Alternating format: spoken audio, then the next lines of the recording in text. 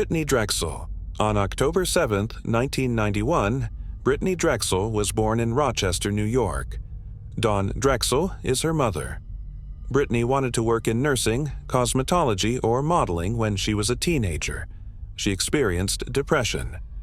Brittanee, then 17 years old, requested Dawn in April 2009 if she and her friends, along with her boyfriend John Gracio, might spend spring break in Myrtle Beach, South Carolina.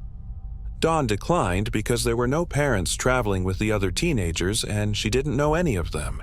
It also gave her a horrible sensation. Dawn and Brittanee argued for several days after Dawn's rejection. Then, on the 22nd, Brittanee asked her mother if she might spend a few days at a friend's house. Dawn concurred. That day, Brittanee and her friends headed for Myrtle Beach instead of her friend's place. John, her boyfriend, objected because of his job obligations. The Bar Harbor Hotel was where she and her pals stayed. Brittanee called Dawn 3 days after she got there to let her know she was at the beach. Dawn was unfazed by this as she thought it was just a nearby beach and not Myrtle Beach. Brittanee dropped her companions down at the Bar Harbor Hotel beachfront around 8 o'clock that evening. After that, she strolled down South Ocean Boulevard for roughly 2 miles south to see a friend. Peter Borozowitz, a 20-year-old nightclub promoter, is the friend. A few years ago in Rochester, New York, they first met. Along with his buddies, he was on holiday at Myrtle Beach, where they were lodging at the Blue Water Resort. The Blue Water Resort's security cameras capture her entering the structure. She had on a black and white tank top, shorts, flip sandals, and a beige purse. Before we continue, we want to remind you that only a small percentage of people who watch our videos are actually subscribed. So if you enjoy our content, consider subscribing. It's free and you can always change your mind later. Now, let's move on with the video. She left at about 8:45 p.m., according to the cameras. Brittanee began messaging John via text after she left. They exchanged texts till 9:15 p.m. Then her text abruptly ended. Concerned, John phoned her pals at Myrtle Beach to find out where she was and what had transpired. He chose to phone Dawn after they were unable to assist him. She had never heard before that Brittanee had visited Myrtle Beach. After failing to get through to Brittanee, she called the Rochester police, asking them to get in touch with the Myrtle Beach police in an attempt to locate Brittanee. Police in Myrtle Beach began searching for her the following morning. They watched her movements and looked through the Blue Water Resort security camera footage. Since Borozowitz was the last person to have seen her, they also questioned him. They then looked into Brittanee's hotel room. She had packed everything she would need, but neither her purse nor her cell phone was there. The authorities tracked her phone using cell towers and service providers in an area close to the Georgetown-Charleston County boundary, 60 miles south of Myrtle Beach. Early on April 26th morning, the phone had unexpectedly ceased pinging. It was the morning following her last sighting. Then, for almost 2 weeks, areas surrounding it and Myrtle Beach that might have been used to dispose of a body were searched. A 2011 search of an apartment in Georgetown County by investigators produced no leads that were of any use. The situation of Brittanee was discussed on Dr. Phil. On the show, Dawn and Borozowitz had multiple run-ins. It appeared like Borozowitz was more worried about the harm to his image than the disappearance of his close friend. Dawn moved to Myrtle Beach permanently in order to be near Brittanee's last known whereabouts and to better track the investigation's development. According to Dawn's belief, Brittanee traveled to Myrtle Beach after being promised an intriguing opportunity, like a modeling job. Dawn thought her daughter was a victim of human trafficking. According to Myrtle Beach police, this is untrue because there isn't any trafficking going on in the region. This is absurd, as Myrtle Beach's home county, Horry County, is the top-ranked county in South Carolina for victims of human trafficking. Many theories, suspects, and false confessions have surfaced in the years since Brittanee vanished, but I've opted not to address them all in this film.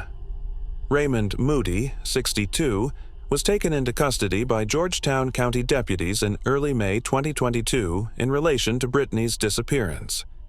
He had been a subject of interest for 10 years, we discovered. investigators discovered human remains buried in the woods off a gated private drive near Georgetown, 1 week after the suspects were apprehended on May 11, 2022. Using dental records and DNA, Brittanee's remains were identified. According to the arrest warrants, Moody is suspected of strangling her on the day she was last seen and burying her the next day. Dawn stated as much during a press conference. "This is a real nightmare for mothers. I have been grieving for my lovely daughter Brittanee for the past 13 years, but it's bittersweet now. The resolution and tranquility we have been sorely seeking are now considerably more within our reach. We are starting a new chapter today.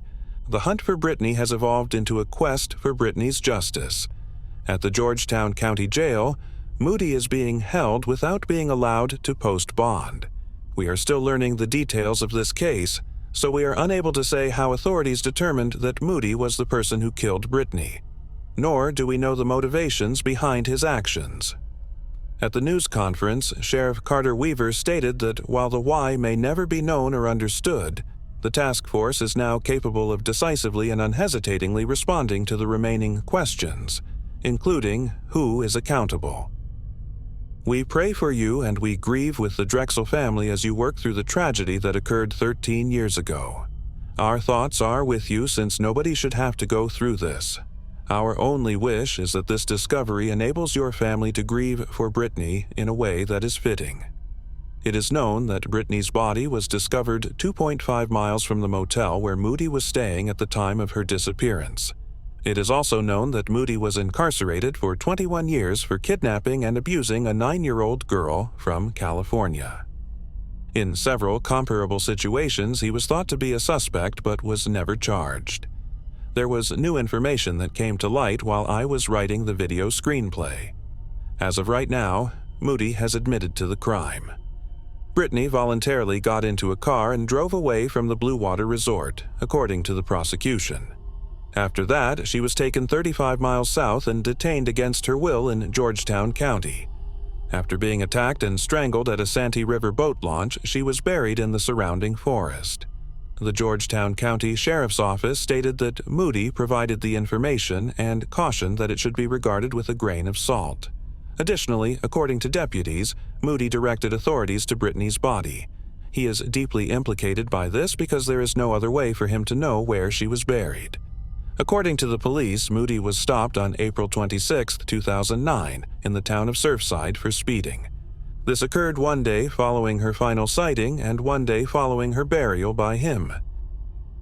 Moving on to the next case. Estibaliz Carranza. Estibaliz Carranza, also known as the Ice Killer or Ice Cream Killer, was born in Mexico on September 6, 1978.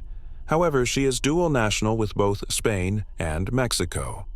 Estibaliz, an honor student with intelligence, traveled to Spain when she was younger and then settled in Germany, where it seems she picked up the language in just 3 months. The young lady then relocated to Austria, where she started her own ice cream shop. After a brief courtship, Estibaliz, then 22 years old, married 38-year-old Holger Holtz in Vienna. Although Estibaliz appeared to be obsessed with getting married and having a family of her own, her happily ever after didn't pan out the way she had imagined. Her husband's connection with her broke down quite fast. After being married, Holger was said to be sluggish and uninterested in his wife, and he started verbally abusing her. He told her over and over again how ugly she was, and soon they were no longer sleeping together. In addition, Holger joined the Hare Krishna movement and seemed to start spending more time at a temple than at his wife's house. After becoming disillusioned with her husband and desiring a child, Estibaliz chose to start seeing 48-year-old Manfred Hinterberger, an ice cream machinery dealer. Her husband and her divorced, but he wouldn't leave. Therefore, Estibaliz's ex had a front-row ticket to watch as their relationship began to fall apart.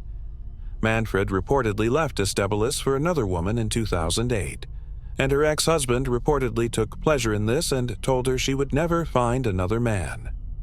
Estibaliz approached Holger from behind as he was seated at his computer desk and used his own firearm to kill him. She gave him 2 shots, then 1 more to be safe. Estebelles then attempted to set the body on fire, but it managed to stay mainly intact, according to her own memoirs, which were released in 2014. When the fire got too hot, the neighborhood fire department showed up at her home, but she was able to shoo them away without getting caught.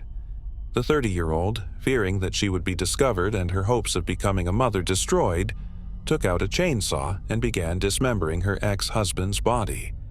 His bones were hidden in empty ice cream pails she took from her business, filled them with concrete, and kept them hidden in the shop's cellar.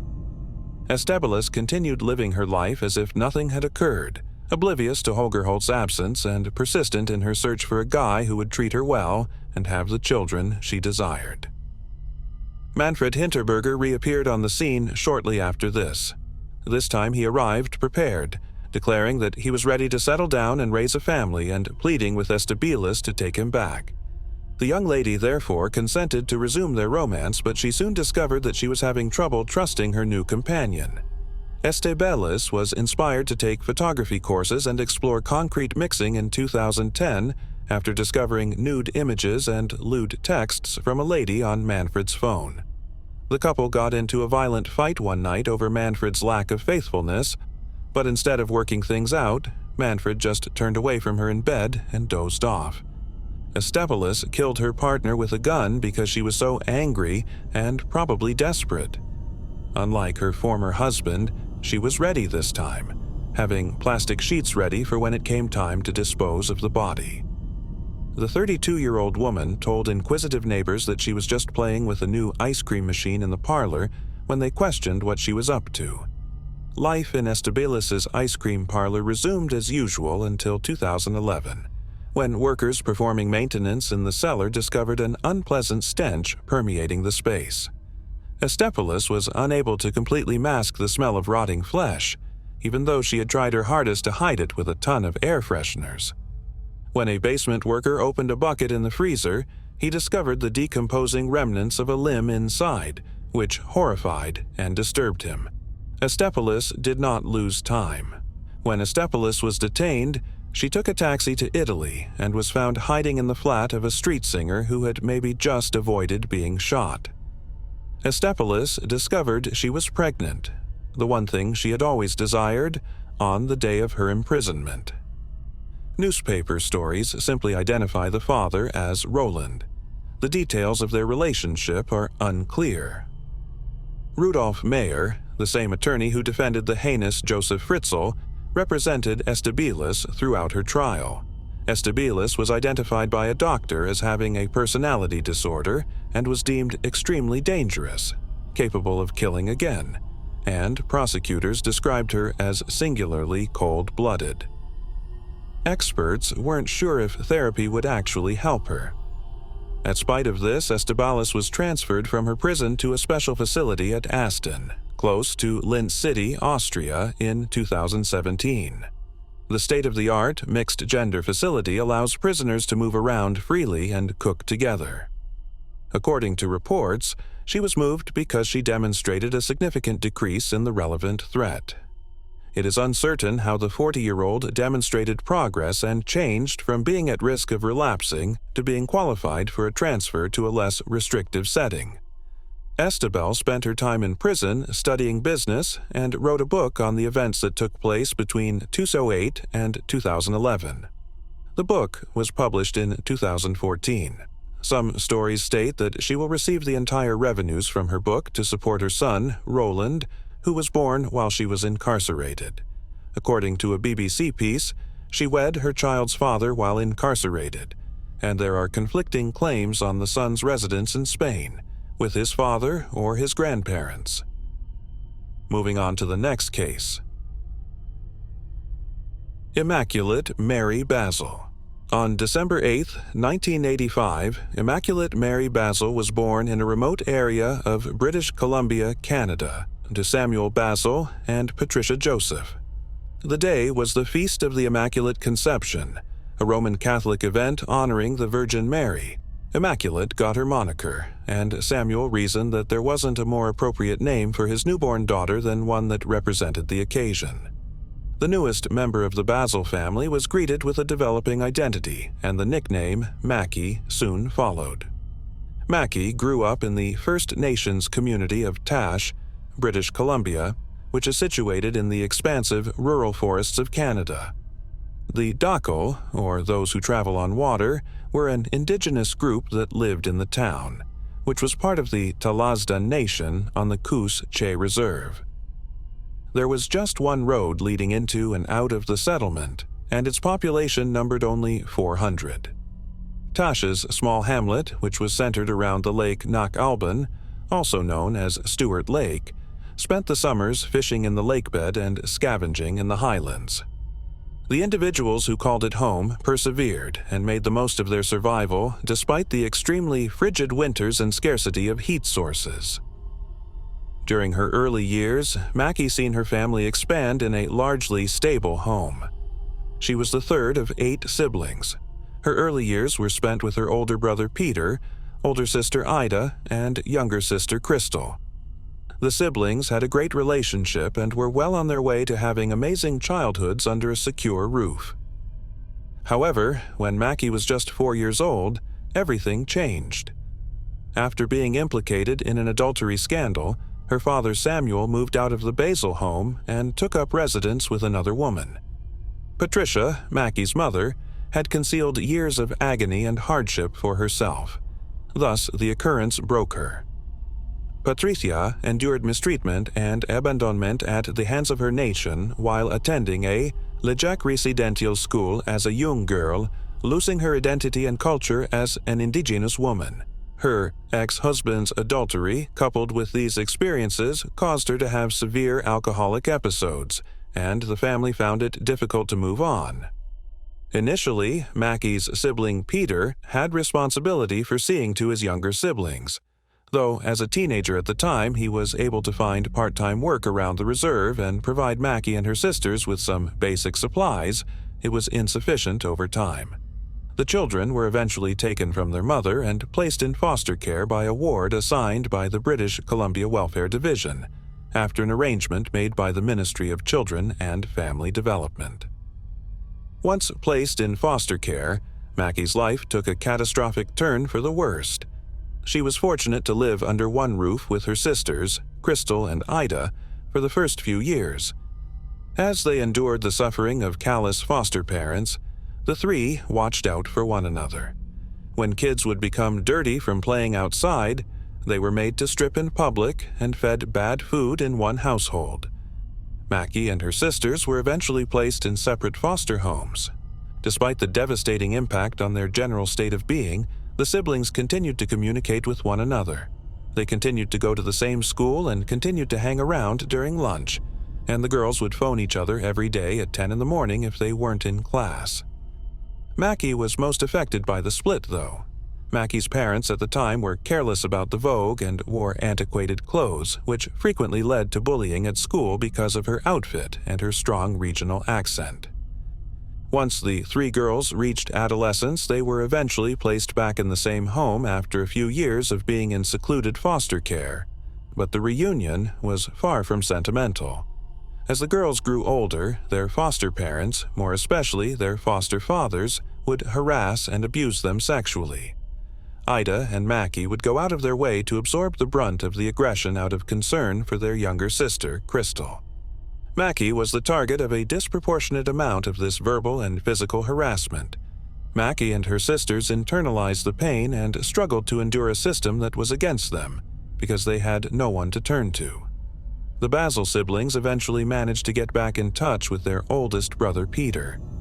Occasionally, instead of being assigned to official residences, Macky, Ida, and Crystal would spend weeks at a time in hotel rooms. They would then take use of their allowances to board a bus and go north to see Peter. Should the bus be unavailable or funds be limited, they would opt to hitchhike. Macky fell in love with the concept of reuniting with her indigenous roots and the family she was torn from so many years ago, regardless matter how she got there or what she had to do to make it happen. She wished to learn more about the past and culture of her tribe, which she had never had the opportunity to experience. When Macky returned to Tash after graduating from high school, these aspirations came true. She married her boyfriend at the time, Jameson's father, and they had a newborn son. While residing in Tash, Macky obtained a job at a nearby school, serving as both the band office receptionist and a teacher's assistant. She even took up a few menial housekeeping tasks around the reserve, but her primary focus was on raising her son. Macky also took in a few needy youngsters into her foster care, hoping to improve living conditions for other young people in the Kuziche Reserve. Macky tried her best to save the souls that were still developing and learning in the hamlet, knowing that the horrors of her own past continued to occur in the greater BC area. Macky found creative outlets when she wasn't caring for her children or putting in a lot of effort at school. She might color, draw, or create eye-catching decorations for events conducted with family members. She loved music and would play it loudly from her front porch when she was alone herself. She would choose songs that embodied the bravery, tenacity, and determination she had shown from an early age. In the end, Macky and Jameson's father, her longtime partner, went their separate ways. Macky moved in with her brother Peter and his wife Vivian in need of a place to stay. Here, she would assist Vivian in gathering food from the neighboring hills and preparing a variety of meals for her son, her nephews, and other guests. She was, in a manner, walking in the footsteps of her late mother, who was killed in 2006 when struck by a tractor trailer. She was on her way to facing her troubled past and getting over the trauma that had been looming over her like a storm cloud. However, in a cruel and terrible turn of events, Macky vanished from sight in the middle of June 2013 after attending a summer party, leaving the small town of Tash with yet another tragic echo of stillness. Now, let's look at the sequence of events that preceded Macky's disappearance. Macky Basil and her partner of a few years, Jameson, who they had lived with together, broke up in 2012. Macky moved home with her sister-in-law and brother, but she still has complete care of her kid. Although she doesn't live at Peter's house full-time, she spends a large portion of her leisure time there, rarely leaving the house and maintaining her reclusive lifestyle. In June of 2013, only a week before Father's Day, Macky repeatedly asks Peter to watch her child, pledging to come back. Although Peter doesn't entirely understand what she's talking about, he can tell that Macky is starting to become irritated or anxious. Friday, June 13th, a few days later, Macky goes shopping with Peter and Vivian. There, they buy groceries, and because Macky has misplaced her ID, she asks Peter to buy 2 26-ounce bottles of vodka for a party that evening. They then leave to check the mail at home. Macky goes to her aunt's burial that same evening at around 5 o'clock along with some of the Basil family. Macky leaves the funeral and heads back to Peter and Vivian's house shortly after. After taking a shower, she changes into new clothes that include a black hooded sweatshirt with a maple leaf motif on the front, gray leggings, and a blue t-shirt. A few minutes later, Macky makes sure to include 1 bottle of vodka with her headphones and navy blue iPod shuffle in her bag before she leaves for her party so that she won't be without music. She also locates Vivian, informing her that she will come back to the house the next day to play in the park with Jameson and her nephew. Macky leaves Peter's house in Tash as dusk is falling and the sun is setting. She walks 20 minutes from the Basil house to a secluded cabin in the Kuziche Reserve woodlands where the party is being held. On Saturday, June 14th, just after midnight, Macky returns to her brother's home. She grabs the second vodka bottle and heads off again, but not before bidding Peter farewell and assuring him how much she loves him. Macky tells Peter that she's with 2 men, her cousin Keith and a man named Victor. Peter follows her outdoors. Peter observes as Macky ascends the trail that runs beside his residence and moves deeper into the forest. Macky gets into a pickup vehicle that Victor and Keith are driving, and they depart for the celebration. Peter senses something off about the entire situation. This marks the final verified sighting of Flawless Basil. Macky is said to have accompanied Victor and Keith on their ride later that evening, as they went to fetch red roofing tin from another hunter's hut on the reserve. During their travel, the blue and white truck had a small collision on the Leo Creek Forest Service Road near a place known as 16 kilometers. Around 9:30 a.m., a forest worker who was traveling on the same service road notices a lone, long-haired woman crossing a bridge and heading away from a disabled pickup truck. The employee also notices that the two men in the vehicle are oblivious to the woman with the long hair. Victor is seen strolling through Tash by three witnesses, Ron, Joseph, and Vanessa, about 30 minutes later at 10 in the morning. His clothes were drenched from head to toe. At about the same time, Macky missed their daily phone call, causing the Basil sisters, Crystal and Ida, to start worrying. Neither she nor Nick own a phone, but they would like to call their brother, Nick, who occasionally hosted Macky. The sisters stay at home because it was too far for them to walk to Nick's house. After a full day passes and at 10 a.m. on Sunday, June 15, 2013, Father's Day, the Basil family's concerns become more serious as they realize that Macky has not been in contact with her and that something has happened to her. Calling members of the neighborhood, Vivian and Macky's two sisters inquire if anyone has seen or heard from Macky. When Crystal and Ida eventually get in touch with their brother Nick on June 16th, he tells them he never saw Macky in the days preceding Father's Day. After a day goes by with no fresh information emerging, on June 17, 2013, Crystal formally reports a crime to the RCMP. The following day, June 18th, authorities show up at the Basil residence and speak with Crystal. Interviews with anyone who was allegedly there at the party Macky attended on June 13th evening serve as the first step in their inquiry. In an attempt to locate Macky, the Basil family simultaneously recruits close to 300 volunteers from Kusha and the nearby reserves to set up a search camp and go through the woods. They start looking for the woman with the long hair at the same bridge where the forestry worker reported seeing her. The RCMP joins the volunteer-run campgrounds a day later, bringing with them official search and rescue teams complete with radio equipment and search dogs. Both parties find a variety of items scattered across the woodland over the course of the following few weeks, but nothing of note or significance to Macky Basil. Peter and Vivian discovered their tent had been slashed open in the middle of the night when they woke up at the volunteer campgrounds during one of the early search trips. As the investigation yields no results, gossip about Tash starts to circulate about the two men who are last believed to be with Macky, Victor and Keith.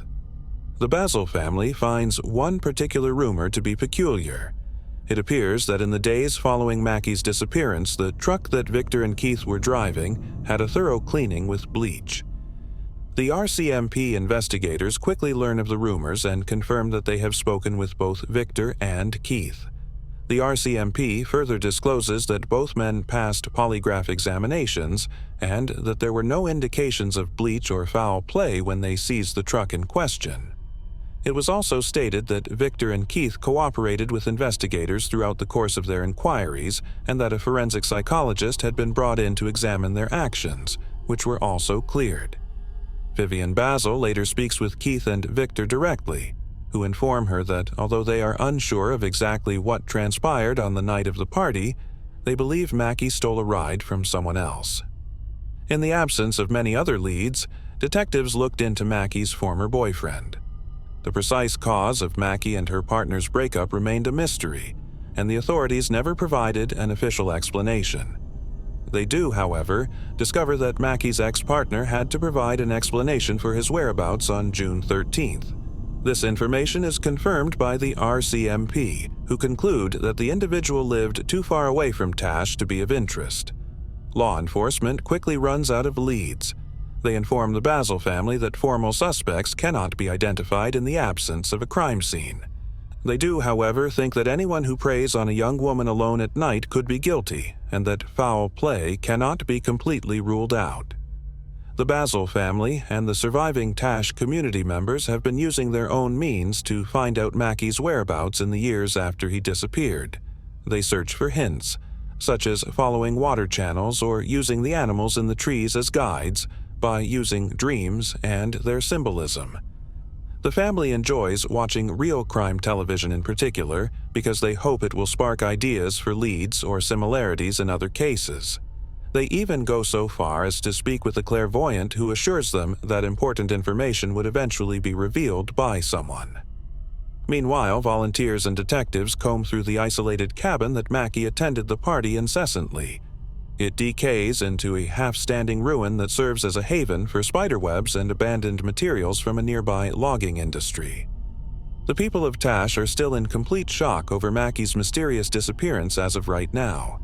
The tragedy destroyed many of their intimate relationships and sense of community, and the absence of any kind of resolution or logical explanations left them feeling severely hurt.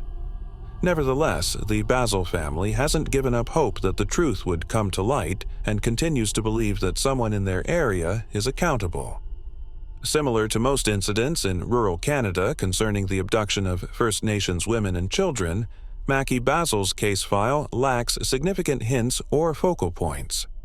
With so little in the way of verifiable facts or unquestionable data made public by the designated investigators, a great deal of the material is already unclear.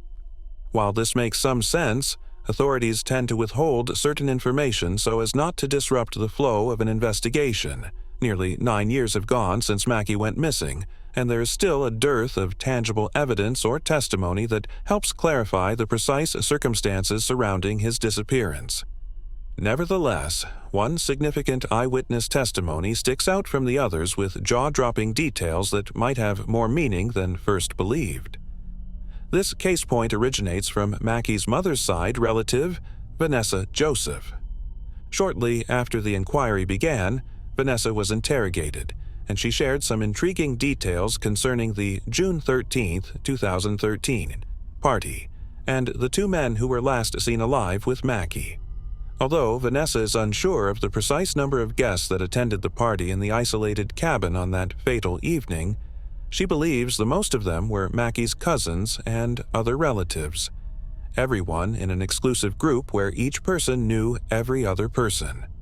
Vanessa said in the statement that although she didn't have a close contact with either man, she was personally aware of who Victor and Keith were.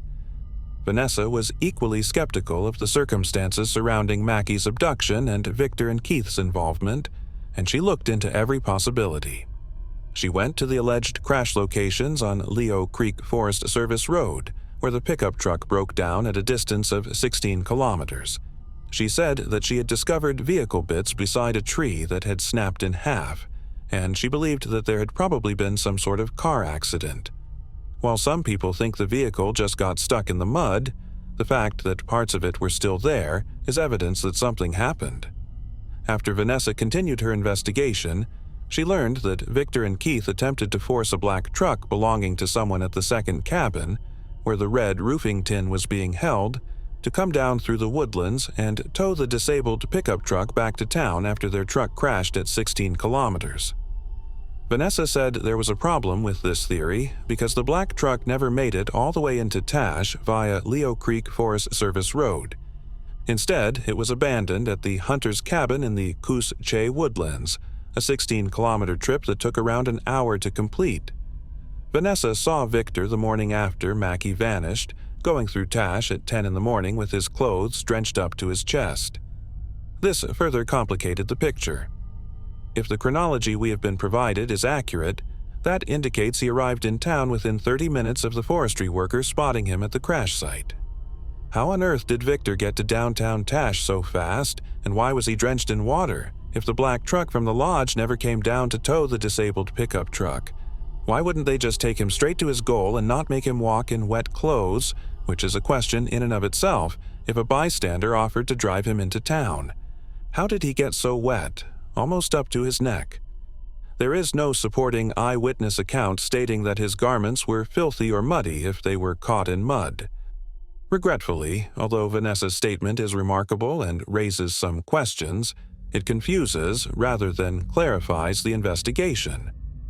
Despite her remarks about Victor and Keith, she has since said she thinks all parties involved in the case have been thoroughly questioned by authorities, and she has no idea who might be at fault. It should go without saying that she is not alone. Now let's discuss the most widely accepted explanations that attempt to explain St. Basil's disappearance. it is crucial to examine Tash's topography and the characteristics of rural British Columbia in general in order to comprehend the hypotheses that surround Macky's inquiry. Tash is located on the northern edge of British Columbia's Stewart Lake, officially known as Lake Nackleburn. Fort St. James, which is 45 minutes south of Tash and connected to the reserve by Tash Road and Route 27, is the nearest and most populous intersection in the vicinity. There are numerous lakes, smaller ponds, connecting rivers, and hillsides with endless backwards between the two spots. And place is covered by trees if it isn't covered in man-made structures or bodies of water. Plains, prairies, or wide areas of land do not exist.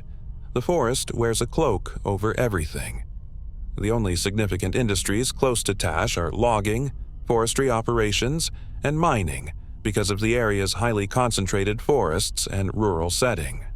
There's also an abandoned railroad in the neighborhood, although it was abandoned long before Macky Basil vanished. Given the dearth of work opportunities and the isolation of the Couche Reserve and its environs, it is highly plausible that Macky's absence is due to environmental factors. Some people, including RCMP officers, have a widespread idea that Macky disappeared due to an animal assault. A few of the animals that call rural British Columbia home are grizzly and black bears, coyotes, gray wolves, and cougars. These are all different kinds of predators that have a history of attacking and killing people when they are provoked or go hungry. Therefore, it makes sense to argue that Macky might not have realized there was a predator, or worse, a pack of wolves or coyotes, lounging behind her if she had been strolling alone through the forest under the cover of a night sky. Perhaps Macky had encountered a bear cub, and the vigilant mother was nearby to safeguard her offspring. Recall that Macky loved music, and it's a known fact that the night she vanished, she had her headphones and iPod shuffle with her. She was probably listening to music to keep her company or console her during times of loneliness and isolation if she had to go a long distance.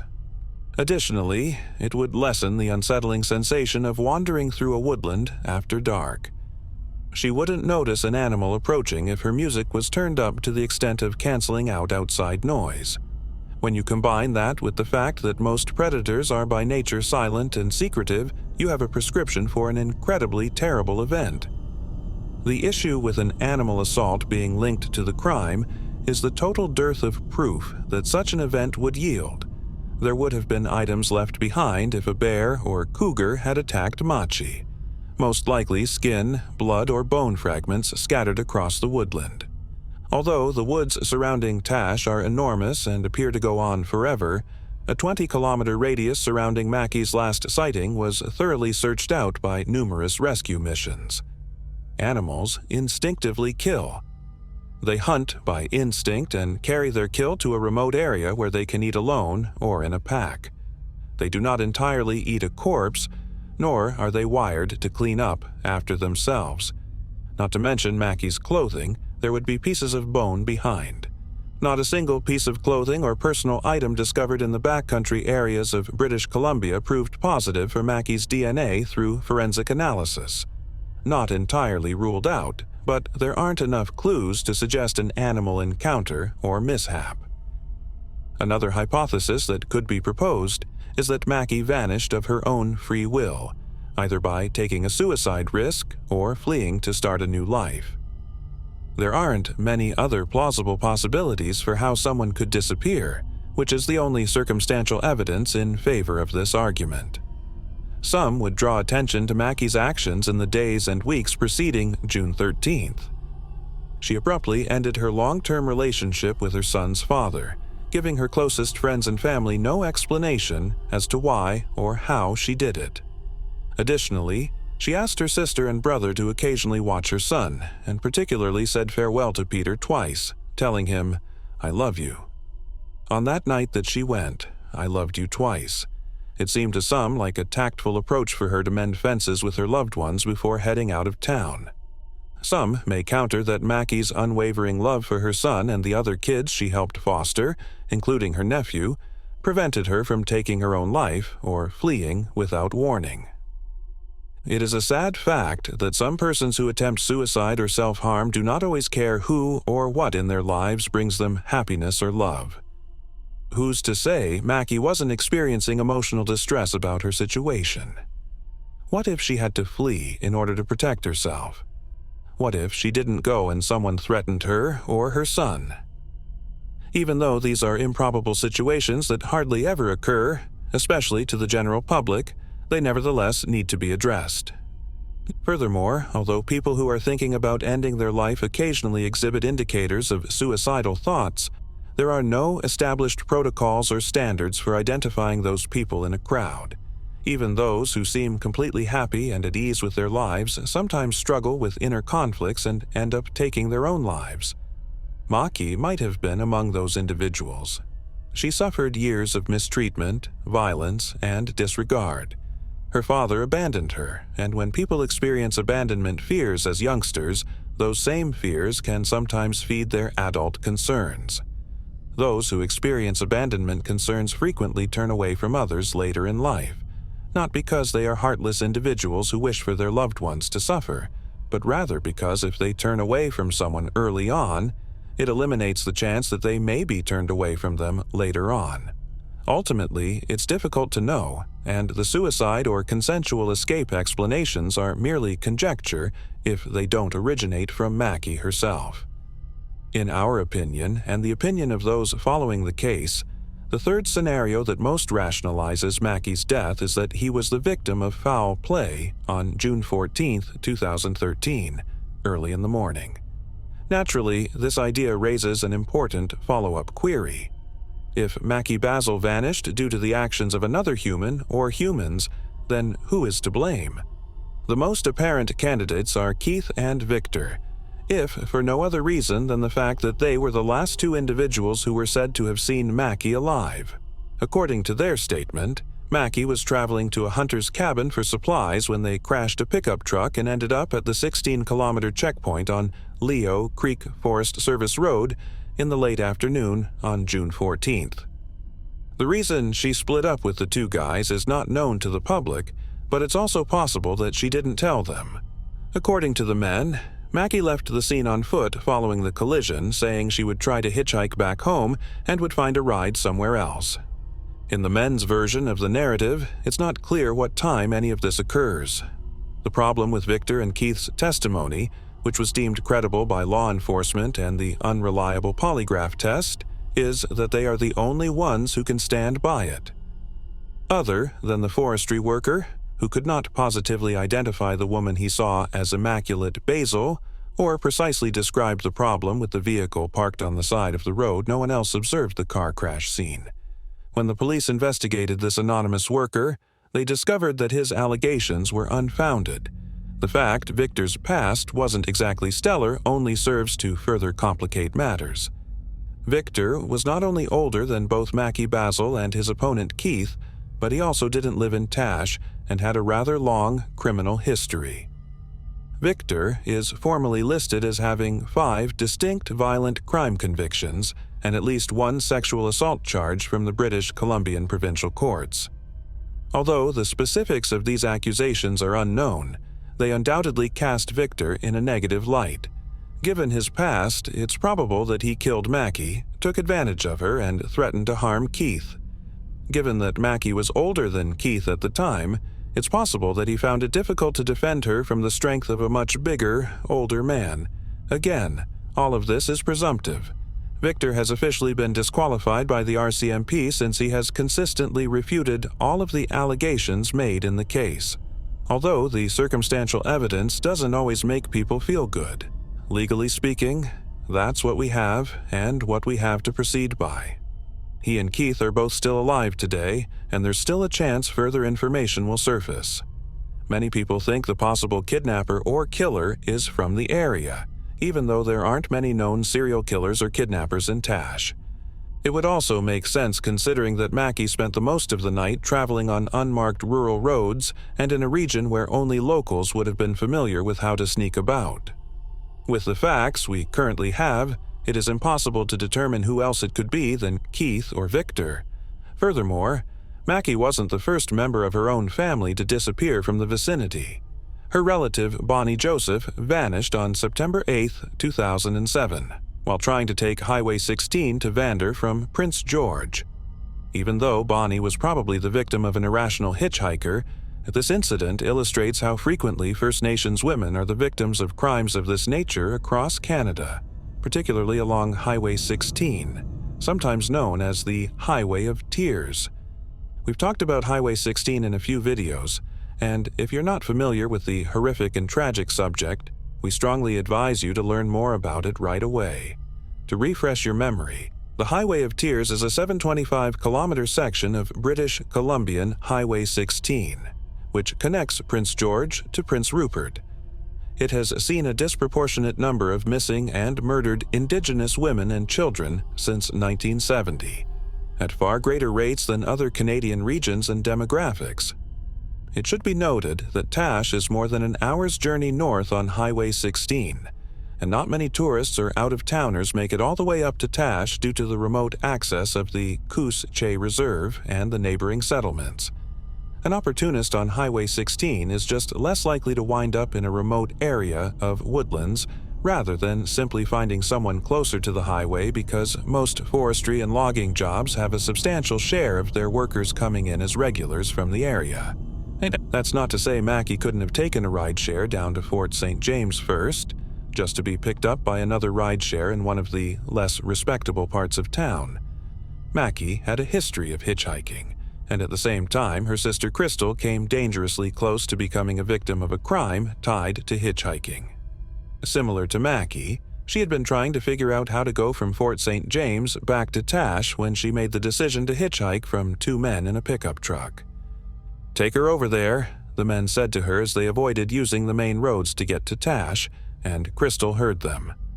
Fortunately, she was able to confront them, but just think about the scenario in which she had never heard them say it. Although the guys in the narrative are not suspected and have never been identified, it provides context for the experiences that most women have on the Highway of Tears today and highlights the prevalence of questionable characters in the neighborhood's streets. Similar to the hypotheses around self-harm and running away, there isn't much proof that Macky intended to hitchhike that evening. Macky would frequently spend the night somewhere else, but if she planned to be gone for the night, she would always bring her travel kit bag. The travel kit bag with Macky's meager savings was discovered in her room at Peter Basil's residence. Leaving such things behind would be illogical, particularly if she was going to return the next day. It's critical to remember that, despite Macky's difficulties and her knowledge of the dangers of hitchhiking in that region, those who hitchhike are not inherently stupid or evil. Hitchhiking is often the only option available to First Nations men and women who need to go to a grocery store in order to buy food in order to survive or starve. Native Americans living on reservations are not given the financial means to obtain driver's licenses, much less own a car. On reserves, buses are underutilized, and occasionally a village may not even have a true grocery shop, making crossing highways to nearby cities necessary for life. Never should we attribute someone's decision to hitchhike to their tragedy or circumstances. Instead, focus your efforts on finding a solution to the daily transportation issue that First Nation peoples face.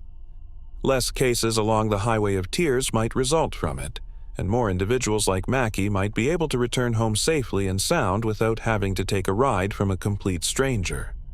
It would be foolish to write a conclusion for the instance of Immaculate Basil. We just don't have enough knowledge, so even a well-informed estimate seems meaningless. It leaves the pool of potential subjects too large to sort through, with only a few testimonials to examine and a broad time frame devoid of pictures or hints. And that's assuming you accept the notions of foul play in the first place. Along with the Basil family, we are certain that if someone is accountable for Macky's disappearance, they reside in the hamlet of Tash or its neighboring settlements as we work to reduce the number of possible suspects. We would even go so far as to suggest that the people responsible probably went to the same party as Macky.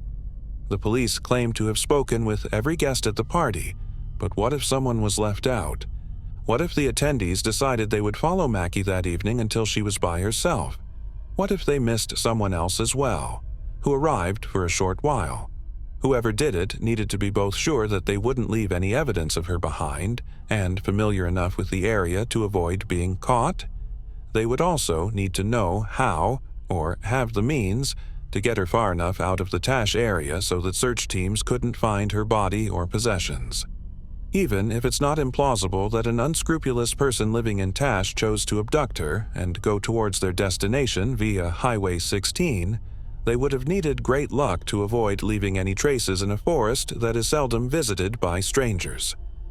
We hope that more eyewitnesses will come forward with details regarding the party Macky Basil attended on the evening of June 13, 2013, as more people become aware of her tale.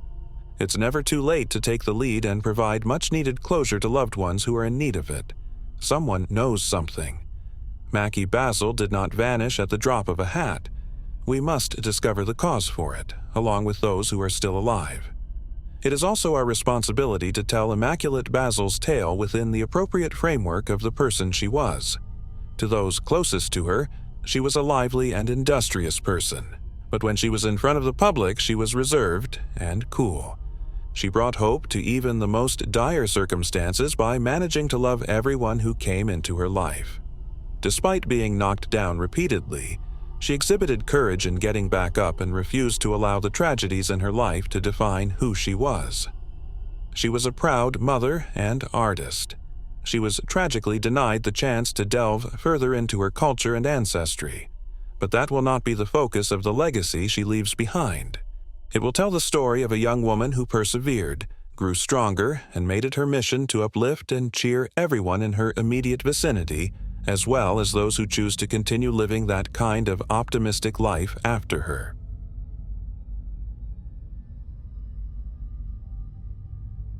Moving on to the next case. Jodie Bordeaux. Jodie Lynn Bordeaux, then 28 years old, was happy with her life in 1997. An employee of Powhatan, Kansas's Golden Eagle Casino, the first to open on the Kickapoo Indian Reservation. Recently, Jodie received a promotion to become the department's staff supervisor for the slot machines. Monitoring each employee's performance and compiling behavior reports was a part of her job description. And Jodie's home state of Nebraska was the place where she first met her husband, Sean, a member of the Lakota Native American tribe. After falling in love right away, the pair married in South Dakota on October 7, 1995. Sean and Jodie were given jobs at the casino and resided in a tiny farmhouse after moving to the Kickapoo Reserve. The couple soon started attempting to conceive a child. They eventually became pregnant after multiple miscarriages and numerous consultations with fertility specialists. Jodie was ecstatic to be expecting her first child, a little girl they intended to name Jordan Shea. Sadly, though, the couple would never get to meet Jordan the child. Jodie and Sean talked about their finances while sitting in front of the TV on November 1, 1997. They had gone to buy their first couple sets of baby clothes the day before. Jodie was 7 months along at this point, and the couple was quite eager for the baby to arrive. About 12:40 a.m., as they were chatting, they heard something pop someplace above Sean's head. When they looked, they discovered a bullet hole in their wall, which initially led them to believe that a light bulb had exploded. Subsequently, the dogs of the couple appeared to be on high alert. After exchanging glances, Jodie and Sean leaped off the couch and fled in separate directions in search of cover. Jodie went to the bedroom while Sean went to the kitchen. When Sean went back to check on Jodie a few seconds later, he saw her feet protruding from the bedroom doorway and his gut clenched with fear. Upon finding his spouse on the ground, he noticed a gunshot wound above her left eyebrow. Sean thought there could be a possibility to save the child, even though he had already phoned for an ambulance, even though she was already dead. However, even this was unsuccessful. It took the ambulance personnel a while to locate his home.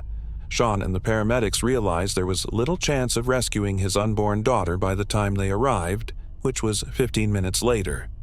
To try and bring justice to Jodie's family, the Kansas Bureau of Investigation and the Brown County Police Department collaborated. Upon closer inspection, it became clear that multiple gunshots had originated from the scene. High-powered guns are thought to have been used in the horrifying murder. Since the reservation was located on federal property, Sean tried to get the FBI involved in the case as well, but they turned him down, citing jurisdiction. Sean and Jodie's house was situated within the Kickapoo Reservation's original borders, but it was left a half-mile outside of them by an 1862 treaty that struck the reservation's bounds. Thus, Brown County and the KBI were still involved in the case. When police enforcement looked into Jodie's past, they found some concerning facts. Jodie had dealt with a disgruntled former employee of the casino in the months preceding her murder. The worker with a terrible attitude who is never identified in press reports was frequently late. Additionally, he didn't like Jodie and was offended by her holding a prominent position at the casino, possibly because she wasn't a native to the area and was therefore an outsider.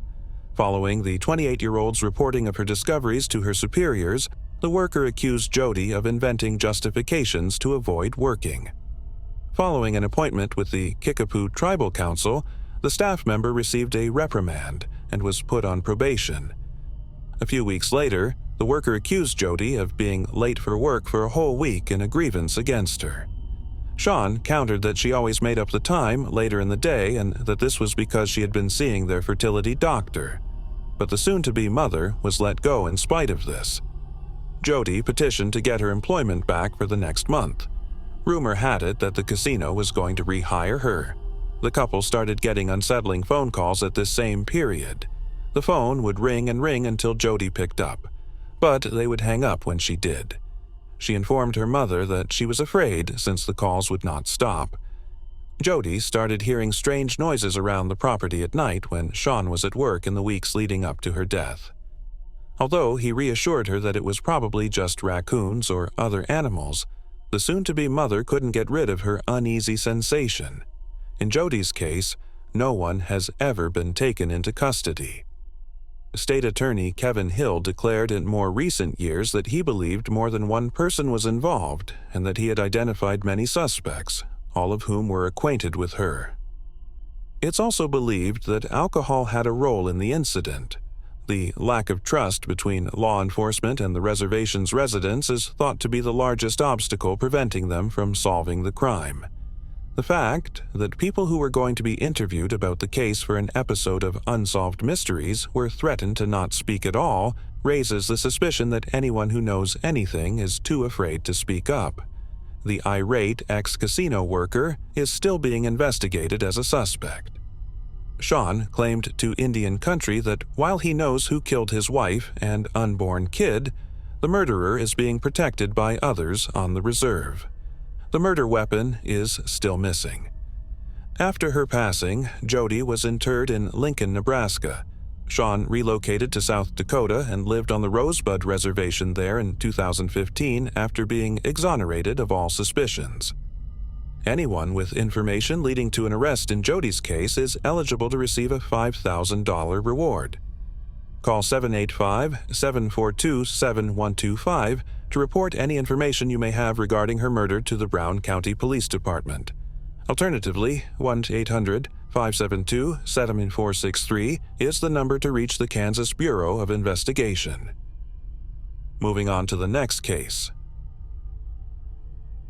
Shenia Green. Shenia Green was born on September 30, 1975, although not much is known about her life before the 1990s. She started working part-time as a Kmart cashier shortly after graduating from Blanche Ailey High School.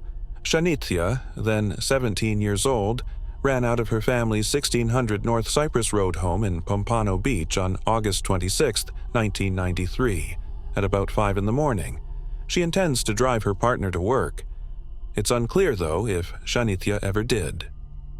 Mother Henrietta woke up at 8 in the morning.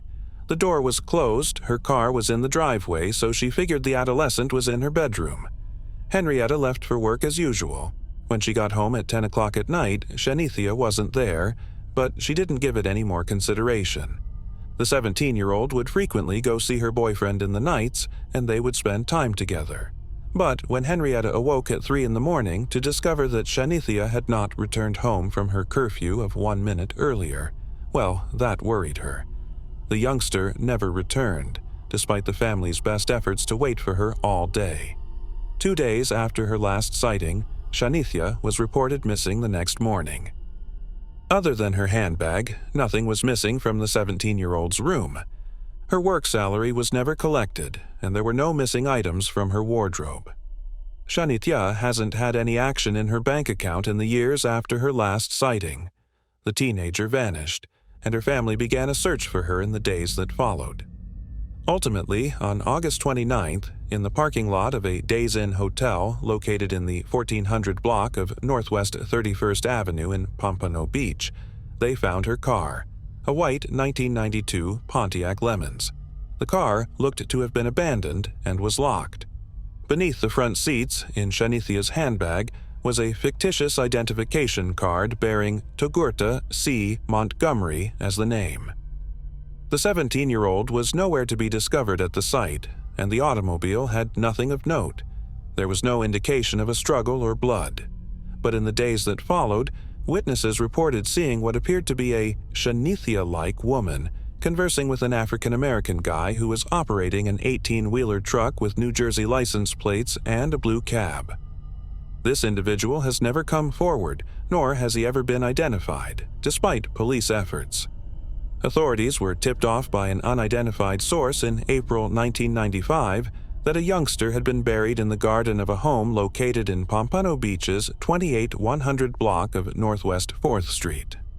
Despite the use of cadaver dogs in the hunt, Shenia's body was never located. Nevertheless, information about this quest is scarce. One source claims that items unearthed from the sites included beer cans, Coke bottles, disposable lighters, chicken bones, and a leaking septic tank. However, it's unclear if this septic tank was ever inspected and emptied, suggesting that the cops may have erred. Theorized by detectives on the internet, it's probable that Shenia's remains were in this tank and would have been discovered had the tank been properly emptied, as cadaver dogs reported something from the vicinity. The case's investigators have come under fire for not trying more to find a solution. Henrietta, Shenia's mother, said she struggled to persuade the police agencies that her daughter wasn't just running off but was missing. The 17-year-old had never left her house before and had no running away history when she vanished. Regrettably, there are instances where police neglect to thoroughly look into reports of black men and women going missing around this period. Regarding Shenia's disappearance, no charges have ever been filed and there are hardly any clues at all. Henrietta has stated that she believes 2 people she knew killed her daughter, but she has never publicly identified them, and it's not clear if the pair was looked into by the police. When the case was revived in 2006, no fresh information was discovered. On August 26, 1993, at around 5 in the morning, Shenia vanished from her family's Pompano Beach, Florida house, which was located in the 1600 block of North Cypress Road. She is a black woman, standing between 6'1" and 6'2", with black hair and brown eyes. Shenia's final known weight was between A190 and A200. She has pierced ears and a gold upper right front teeth with the letter G or N etched on it. Additionally, she has a tiny spot of white skin discoloration on her right lower leg. She sometimes goes by the nickname Nikki and occasionally goes by the alias Torquetta Z. Montgomery. You can reach the Broward County Sheriff's Office at 954-765-4321 if you know anything about Shenia's location. As an alternative, you can dial 1800 The Lost to reach the National Center for Missing and Exploited Children. Thanks for watching. We hope you enjoyed exploring these intriguing cold cases with us. If you found the video fascinating, don't forget to give it a thumbs up and subscribe to Cold Case Mystique for more deep dives into unsolved mysteries. Your support helps us bring you more compelling content. Leave a comment below with your thoughts or any cases you'd like us to cover next. See you in the next video, and remember, the search for truth never stops.